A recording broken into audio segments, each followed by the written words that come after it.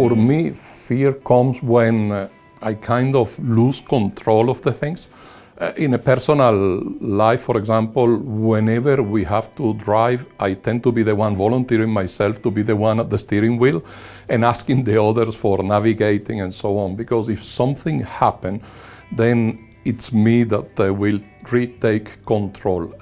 During almost 37 years of working experience, a lot of things has happened. I remember once a flood in the factory and then not really knowing where to start. You kind of know what to do, but what is the priority number one? And the first one was going to a river in front of the factory to ask the people on the other side to stop all the rest of the people that wanted to come to help in the factory, but crossing the river that was dangerous. So, and then inside, looking at the rest of the things, trying to go one by one. Is there contact with electricity and things like this? So this for me is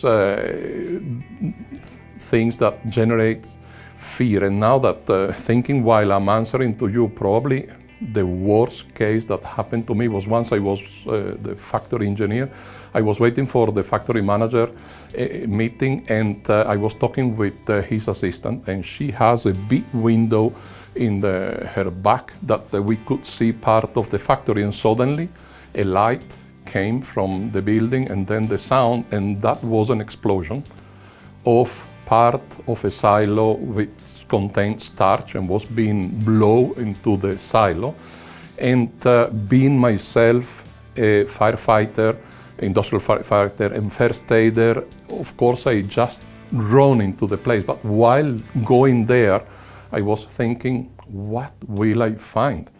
Because you never know. And at the end, well, it was a big explosion and a person got really hurt and finally lost his leg in that accident. And this was really fearful, because when you enter, you don't see, the light goes off and so on. So the alarm, and so that's for me when you lose totally the control.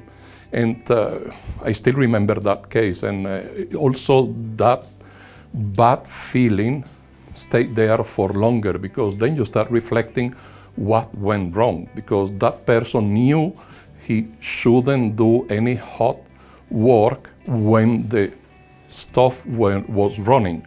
And we told, but at the end I feel that I partially, a big part of responsibility stays on me, on having only said without making the person seeing what could have happened. And good learning for me after that. Then we trained everybody, but we did something different. We put starch, we put sugar, we put milk in a container, and we made the people blowing it into it with a candle inside and making the explosion so that the persons could see it and really believe that that thing can explode.